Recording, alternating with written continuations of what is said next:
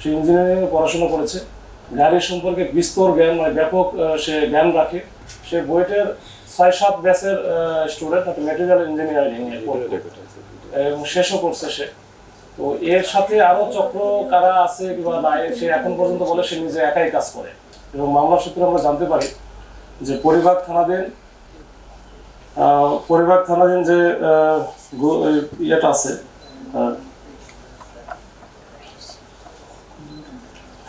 Garden tower, এই garden টাওয়ারে অবস্থিত হুইল ডিলস নামে একটি গাড়ির শোরুম আছে। এই শোরুমের স্বত্বাধিকারী মাসুর নাইর, তিনি একজন জাপানিজ গাড়ির ডিস্ট্রিবিউটর ইম্পোর্টার হিসেবে ওখানে কাজ করে। তো গত 8 মার্চে সন্ধ্যার দিকে তার আগেই তার সাথে একজনের যোগাযোগ হয় যে সে হ্যারিয়ার গাড়ি নিতে চায়। এটা হয়তো অনলাইন থেকে সে নিয়েছে বা পাওয়ার কারণে তার সাথে যোগাযোগ করেছে এবং তার সাথে চ্যাটিং হয়েছে হোয়াটসঅ্যাপে। তো ওই প্রেক্ষিতে 7:30টার দিকে সে শোরুমে যায়। ওই সময় গাড়ির যে শোরুমের যে মালিক মাসুদ নাইল সে ছিল না, তার চাচাতো ভাই শোরুমটা দেখাশোনা করে পিয়াল মাহমুদ সে ছিল। সে তাকে গাড়িগুলো দেখানোর একটা পর্যায়ে সে বলে যে গাড়িটা সে চিন্তাই করেছে, ওই গাড়িটা তার পছন্দ হয়েছে। তো পছন্দ হওয়ার পরে সে মাসুদ নাইলের সাথে কথা বলে একটা পর্যায়ে বলে যে যেহেতু গাড়িটা আমি নেব, এই গাড়িটা আমার একটু টেস্ট করে দেখা দরকার। তখন সে টেস্ট করার কথা বলে যে ড্রাইভ টেস্ট করবে, এই পিয়াল মোহাম্মদকে পাশে নিয়ে এসে ওখান থেকে রওনা দেয়। ওখান থেকে বের হয়ে সে টিএসসি থেকে আসে, টিএসসি থেকে ইউটার্ন করে আবার চলে আসে শাহবাগের যে এই মেট্রো রেল স্টেশন আছে, এই স্টেশনের কাছে আসার পরে সে গাড়িটা থামিয়ে কিন্তু যে পিয়াল মোহাম্মদ যে 7 সিটারে বসেছিল তাকে তার মাথায় পিস্তল ঠেকে তাই কিন্তু ওখান থেকে মৃত্যুর ভয় দেখে নামিয়ে দেয় সে গাড়ি টান দিয়ে চলে যায়। তো এর প্রেক্ষিতেই পরের দিনই এই মাসুর নাইম যে স্বত্বাধিকারী শোরুমের উনি থানায় আসার পরে একটা মামলা দায়ের করে যেটা পেনাল করে 394 ছিনতাইয়ের একটা মামলা। তো এই প্রেক্ষিতে আমরা কাজ শুরু করি। আমরা একটা টিম গঠন করি। এই টিমের নেতৃত্বে আমি সহ আমাদের এসি মামুন, ওসি শাহবাগ সহ আমাদের একজন কনস্টেবল আছে রিমো, খুবই ভালো কাজ করে। তো ওদের নেতৃত্বে একটা টিম গঠন করার পরে এই টিমটা আমরা চেষ্টা করি যে সিসি ক্যামেরা পর্যালোচনা করি, ওইখানে আমরা স্থানীয় গোয়েন্দা সূত্র বা সবকিছু দিয়ে আমরা এটা চেষ্টা করি উদ্ঘাটনের জন্য। একটা পর্যায়ে আমরা এই আসামিকে শনাক্ত করতে সক্ষম হই এবং আসামি পিছনে আমরা লেগে থাকি। তো একদিন আমরা যে গত পরশুদিন রাত্রে ভোরের দিকে আমরা ওর অবস্থানে একটা পাই যে গুলশান থানাধীন যে 41 নম্বর রোড আছে, এখানে আমারই হোটেল আছে, আমার হোটেলের সামনে সে অবস্থান করছে। তো সেই প্রেক্ষিতে কিন্তু আমরা বড় একটা টিম আমরা যাওয়ার পরে ওখানে দেখি যে সে ওই গাড়িটা থামিয়ে রাখছে রাস্তার পাশে। তখন দুই পাশ দিয়ে আমরা ব্যারিকেড দিই, দুইটা গাড়ি সহ আমাদের পিক আপ দুইটা সহ, এসি রমনার যে পিক আপ ছিল এর সাথে তদন্তের একটা পিক আপ ছিল, দুইটা গাড়ি আমরা দুই পাশে লাগাই দিই এবং সাথে কিন্তু আমরা একটা মোটরসাইকেলও দুইটা রাখি। কিন্তু সে এত বেশি প্রফেশনাল, বিশেষ করে গাড়ি ড্রাইভ এত ভালো করতে পারে, সে এর মধ্যে যখন জানতে পারে যে তাকে পুলিশ আটকায় ফেলছে, সে কিন্তু সাথে সাথে ওখানে চেষ্টা করছে, মানে চরমভাবে চেষ্টা করছে ওখান থেকে বের হওয়া। আমাদের দুইটা গাড়িকে সে মেরে দিচ্ছে, পেছনে যে মোটরসাইকেল ছিল মোটরসাইকেলের উপর উঠে দিয়েছে, কিন্তু তার চাকাটা আটকে যাওয়ার কারণে আর এখানে বের হতে পারে না।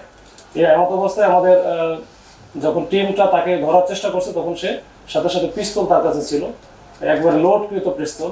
এই পিস্তল দিয়ে কিন্তু সে ফায়ার করার চেষ্টা করা শুরু করছিল, মানে পিস্তল নেওয়ার চেষ্টা করছে, এর মধ্যে তাকে আমাদের টিম ধরে ফেলে। তো ধরে ফেলার পরে আমরা তার কাছে আমরা পিস্তলটা পাই, 5 রাউন্ড গুলি ভর্তি পিস্তল। আর যে গাড়িটা ছিনতাই হয়েছিল, এই যে টয়োটা হ্যারিয়ার জিপ গাড়ি, সেই গাড়িটা তো ওইখানেই ছিল, ওই গাড়িটা আমরা সহ পাই। এরপর ওখান থেকে নিয়ে আমরা তাকে এই অবৈধ অস্ত্র রাখার জন্য যে আর্মস একটা যে মামলা, সেই মামলাটাও হয়েছে গুলশান থানায় এবং আমরা আজকে তাকে কোর্টে সেন্ড আপ করবো। তো তার সম্পর্কে আমরা জানতে গিয়ে পারলাম যে সে একজন হাইলি টেকনোলজির দিক দিয়ে খুবই এক্সপার্ট এবং সে ওই যে আবার একজন পেশায় ইঞ্জিনিয়ার। সে ইঞ্জিনিয়ারিং পড়াশোনা করেছে, গাড়ির সম্পর্কে বিস্তর জ্ঞান মানে ব্যাপক সে জ্ঞান রাখে। তো এইটা দিয়ে খুব সহজে শোরুমের যে যারা স্বত্বাধিকারী বা শোরুমের সাথে যারা সংশ্লিষ্ট গাড়ির শোরুমের সাথে তাদেরকে খুব সহজে সে কনভিন্স করতে পারে এবং কনভিন্স করে সেটা কাজটা করে ফেলে। এবং ইতিপূর্বে বহু অনেকগুলো কাজ করেছে এবং আমাদের কাছে স্বীকার করছে দুইটার কথা। বিশেষ করে জানুয়ারি মাসে 27 তারিখে একটা ঘটনা ঘটেছিল তেজগাঁ শিল্পাঞ্চল থানায়। ওইখানে কিন্তু একইভাবে ওই যে মাথায় পিস্তল থেকে টেস্ট ড্রাইভের কথা বলে সে আরেকটা গাড়ি ওখানে নিয়ে যায়। ওটা মামলা হয়েছিল। তো ওই যেহেতু ওই মামলা এখনো ডেটেড হচ্ছিল না তার সম্পর্কে জানা যায় না। এরপরে যে এটা হওয়ার পরে আমরা কিন্তু বুঝতে পারছি যে সে এটার সাথে জড়িত, সে স্বীকারও করেছে। আরো 2-3টা ঘটনা আছে। ইভেন বাসায় গিয়ে মালিক সেজে ভাড়া নেবে, ফ্ল্যাট ভাড়ার কথা বলে কিন্তু সে ইতিপূর্বে বেশ কয়েকটা ঘটনা ঘটেছে যে ওখান থেকে এই টাকা পয়সা বা নগদ টাকা পয়সা এবং সাথে মোবাইল সেট এগুলো কিন্তু ছিনতাই করে এসে যে মোবাইল সেটটা ছিনতাই করে ওই মোবাইল সেটটা দিয়ে কিন্তু সে এই কাজগুলো করে। যেটা আমরা আইডেন্টিফাই করা খুবই কঠিন হয় এবং সে অ্যাপসে সবসময় হোয়াটসঅ্যাপে বা অন্যান্য অ্যাপসে কিন্তু কথাবার্তা বলে। এবং যেহেতু সে ইঞ্জিনিয়ার, সেগুলোর বিষয়ে খুবই পারদর্শী এবং খুবই সে চালাক চতুর। এবং ওই দিনে আমাদের যে অপারেশনটা ছিল এটা খুবই ঝুঁকিপূর্ণ ছিল। তারপর আমাদের টিমটা অত্যন্ত দক্ষতার সাথে পারদর্শিতার সাথে এই কাজটা ডিল করতে পেরেছে। এবং তার মতো যে তার সাথে কথা বলে যেটা মনে হয়েছে যে সে একটু সাইকো টাইপের, যে এই যে এটা নেশায় পরিণত করেছে। তার সামনে অনেক হয়তো পথ ছিল, পেশা, সে বুয়েটের স্টুডেন্ট, তো সে অনেক তার সামনে অনেক অবারিত পথ ছিল, কিন্তু তার এটা একটা নেশা টাইপের। এবং সে এই যে আমারই হোটেলে যে গেছে ওইখানে কিন্তু সে নিয়মিত ওইখানে এবং আরো বিভিন্ন কিংফিশার বা অন্যান্য হোটেলে কিন্তু সে নিয়মিত মদ্যপান বা ওই যে ডিজে পার্টি বা এরকম টাইপের ওই সময়টা দেয়। যেহেতু সে প্রচুর টাকা ইনকাম করে, একটা গাড়ি নিলে এই গাড়িগুলোর আবার আরেকটা বিষয় আছে, এই গাড়ি নিয়ে তো এই গাড়িগুলোর তো কোনো কাগজপত্র তার কাছে থাকে না, তো সরাসরি কিন্তু বিক্রি করতে পারে না।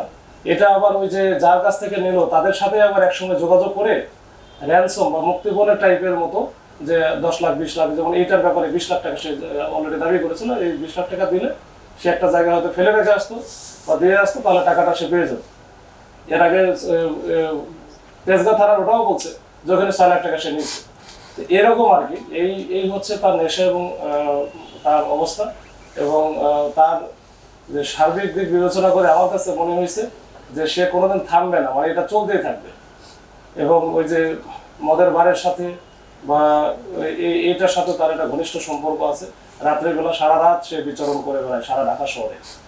তো এই হচ্ছে আমার আজকের ব্রিফিং এর মূল বিবেচ্য বিষয়। আর আমার আরেকটা বিষয় যেটা আমি বলতে চাই যে অপরাধী সে যেই হোক না কেন, অপরাধ করে কিন্তু পার পাবে না। তাদেরকে আমরা ধরে ফেলবো। ওই জন্য আমাদের মেসেজ থাকবে যেটা কেউ অপরাধ যেন না করে, অপরাধ করলে তার সে এখান থেকে পার পাওয়ার সুযোগ খুব কম, আমরা তাকে ধরে ফেলবো ইনশাআল্লাহ। আসলে সে বুয়েটের কোন সাবজেক্ট নিয়ে পড়াশোনা করছে, ইঞ্জিনিয়ারিং এ, এবং সে কেন এই পথে কিভাবে আসলো, কার মাধ্যমে আসলো, কোন চক্র কিনা নাকি সে একই কাজ করছে? এটা আমরা যতটুকু পাইছি, আমরা তো আসলে রিমান্ডে নিয়ে আসবো। রিমান্ডে নিয়ে আসলে আরো ডিটেইলসটা পাবো। সে বুয়েটের 6-7 ব্যাচের স্টুডেন্ট, ম্যাটেরিয়াল ইঞ্জিনিয়ারিং এবং শেষও করছে সে। তো এর সাথে আরো চক্র কারা আছে কিংবা নাই, সে এখন পর্যন্ত বলে সে নিজে একাই কাজ করে, সে একাই এই কাজগুলো করে, এর সাথে অন্য কেউ নাই সে বলছে। তো আমরা এটা আরেকটু খুঁটিনাটি আরেকটু সময় লাগবে, আমরা রিমান্ডে নিয়ে আসলে হয়তো বুঝতে পারবো। পড়াশোনা শেষ করার পরে মূলত হয়তো এই পথে সে বেছে নিয়েছে। এর আগে প্রায় আমাদের কমিশনার স্যার আপনাদের বলেছে যে আমাদের ঈদকে সামনে রেখে আমাদের ব্যাপক ডেপ্লয়মেন্ট এবং ব্যবস্থাপনা আছে। আমরা যেমন রাতের বেলা একটা করি যে চেকপোস্ট আছে, এটা একেবারে ভিজিবল, কিন্তু চেকপোস্ট এবং টহল এবং এই যে মোটর সাইকেল, যেটা আমরা মূলত প্রত্যেকটা থানায় কিন্তু 8টা-9টা করে মোটর সাইকেল দেওয়া আছে, যে এই মোটর সাইকেল নিয়ে আমাদের ওই সাব ইন্সপেক্টর, এএসআই বা কনস্টেবল তারা কিন্তু চষে বেড়াচ্ছে। আর এর পাশাপাশি এখন যেন ঈদকে সামনে রেখে আমাদের অক্সিলিয়ারি ফোর্স দিয়েছে, অক্সিলিয়ারি ফোর্সের পাশাপাশি আমাদের ফোর্সেরা কিন্তু ফুড পেট্রোলিং করতেছে প্রত্যেকটা মার্কেটের সামনে, এই মার্কেট কেন্দ্রিক আর কি। এই মার্কেট কেন্দ্রিক আছে, আমরা চেষ্টা করতেছি আমাদের মতো করে যে সর্বোচ্চ শক্তি প্রয়োগ করে আমরা এটা ঠেকানোর চেষ্টা করছি।